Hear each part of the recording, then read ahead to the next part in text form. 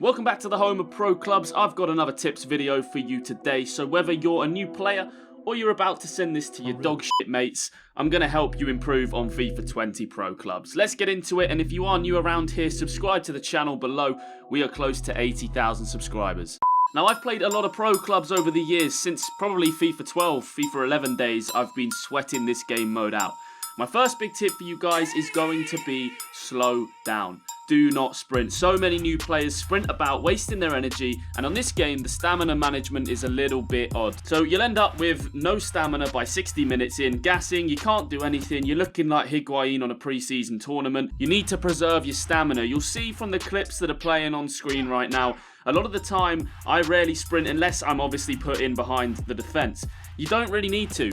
Play slow, slow the game down, play it at your pace, and a lot of the other tips I'm about to get into will help you to do that. Now, my next big tip for you guys is going to be to use an any player. I used to, way back in the day, hate the pricks who use the any. You'd come up against them and you'd be playing with your CPUs and you'd get absolutely smashed. The Ritter and Schultz would shit themselves, but it's super necessary. For me, unfortunately, EA's programming is too bad to rely on CPUs not to cost you games. It is too frustrating. So if you have a player who's fairly decent at Ultimate Team or fairly decent at controlling all the players, get him in that any slot.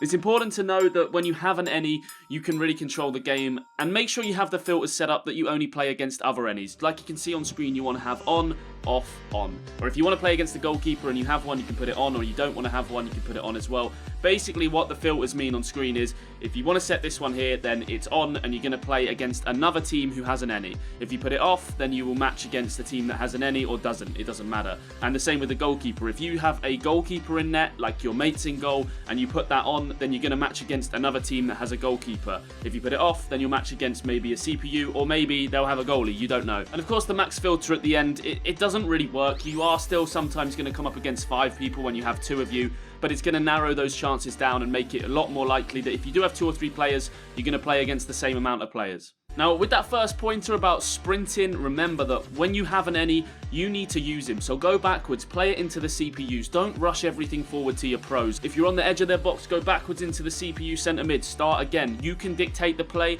and you don't have to force yourself to sprint around. It's something that me and my mates are pretty good at. Teams will generally only score against us on the break because we dominate and we sit on the, in their third for the entire game. You can do it as well. You just need a decent any, and you need to make sure that you cut out the passes. I'm not very good in any. I haven't played in any that much. I've got mates who are good. Something you can do is use the mini-map if you are in that any position. When they win the ball back on the edge of their box, let's say, and they look to pass it forwards, you can see where their strikers are set up. You can select with the right analog stick which CPU you want, and you can pull them up in front of them, because most people will win the ball back and look to do an R1X, a driven pass, into their striker's feet, and you can literally just cut that out and dominate. So as much as I didn't used to like it, if you do want to play without an any, just go and play career mode. It's just boring and you're relying too much on the computer for the result of the game. Tip 3 is going to be about where you play, right? So if you've got 2 people, 3 people, 4 people, where should you put yourselves? Now, I can only go off experience, what we do. When we have 2 players, we will have 1 player in the striker position, and he will be the any. So he'll put himself in any, but set his pro up as a striker, and then you'll have, say, me next to him in striker. We always play 2 strikers up front, 1 of them in any. If there's 3 of us, we will do the any in striker, the same thing. You'll have me in striker as well.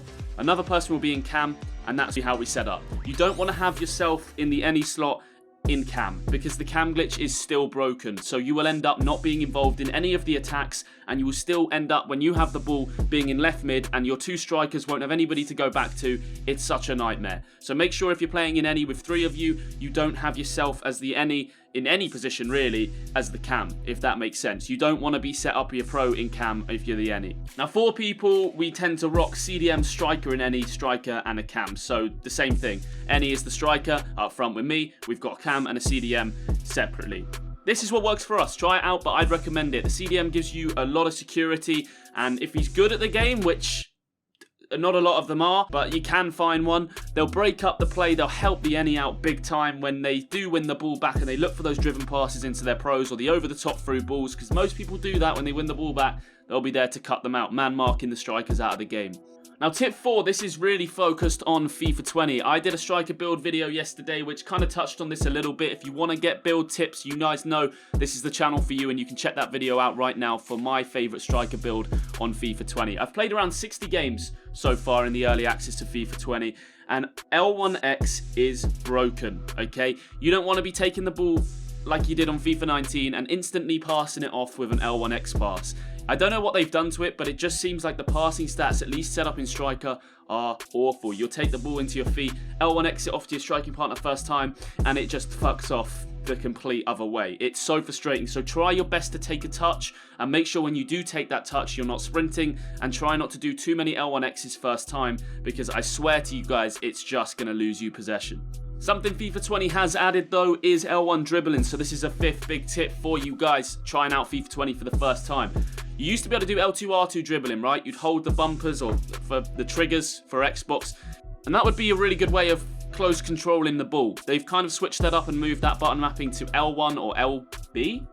LB. It's L1 on the PS4. You guys can do the Googling.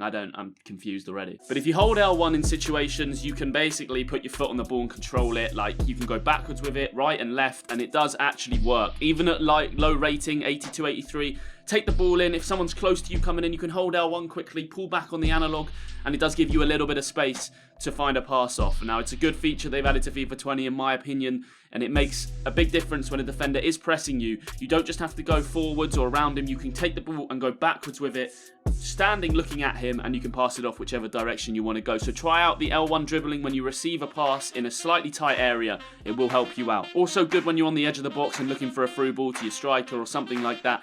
It gives you that extra second to take control of the ball. So my last big tip for you guys, and this comes again from playing a lot of the games so far, is to shoot on your strongest foot. The way they've done the skill trees now and the traits, it's quite difficult to get a 5-star weak foot, and obviously 5-star weak foot important if you're playing in an attacking position on pro clubs, which I'm sure the majority of you guys watching this are. The other day, we genuinely came up against a team playing with no any, and they had a left back and a centre back. I don't know what the fuck they were doing. But the majority of you will be playing striker, cam, winger, some sort of attacking position, which is going to require you to be shooting a lot. Make sure if you're right-footed, you basically only shoot with your right foot. I know that sounds pretty stupid, but the amount of times you are going to miss chances on your weak foot, because you start off with a 2-star weak foot, right? So if you're getting in on goal, you're running in, and you're a left-footed player, make sure you get that ball onto your left foot. Always be thinking about shooting on your left foot. You do not want to be shooting on the right. Another good way around this, which I kind of touched on in my striker build video, is to get into the habit of sweating the ball, especially when you are such a low level. Look for that pass across the box. You can see on screen these clips coming to you right now. We tend to look for it more often than not because it eliminates the shot error percentage. If I can just get there, pull the keeper out, defender's drawn onto me, my mate's standing right there in an open space, tapping the ball, he's got an open goal, and the chances of missing go from 30% to 0.1%, unless you've got mates like mine who miss chances all the time from a yard. But for real, shoot on your strong foot and get into the habit of trying to sweat as much as possible, especially when you're low level, because your finishing stats are going to be low and you're going to have a lot of misses. And the goalkeepers on this game are pretty good for FIFA 20. Like, from my experience, they've been making a hell of a lot of good saves. Save animations that I don't see them make normally. Now, this is not AI, this is AI goalkeepers. I will stress there are still bugs in the game. Like you can see here, I am not making any excuses for FIFA and saying the goalkeeping is fixed. My mates who play in goal say it's probably worse than it's ever been, but I'm talking about the AI goalkeepers' shot saving seems to be quite good this year. I hope these tips have helped you guys. To kind of summarise, shoot on your strong foot, always look for the sweat, try out the new L1 dribbling. First time passing is a little bit dodgy, whether that be L1X or just first time X's. Try to avoid that and take a touch if you can. Use an any, of course, and make sure the filters are set up right. Go backwards when you're in attacking positions, and don't sprint yourself into the ground. These are big tips that a lot of new players don't use, and if you are a new player and this has helped you, please drop a like on the video down below. Comment what video you want to see next. We're going to be bringing you our Race to Division 1 series and a hell of a lot of Pro Clubs content over the next few days and weeks, so make sure you are subscribed. I hope you guys have a great day. Enjoy FIFA 20. The release date officially is today. Go out and get it, level your pros up, and I will see you guys tomorrow. Don't forget, guys, I do also have an Instagram where we are going to be giving away a copy of FIFA 20, so drop that a follow. World of JCC is the @, link is in the description. I will see you guys for Race to Division 1 tomorrow.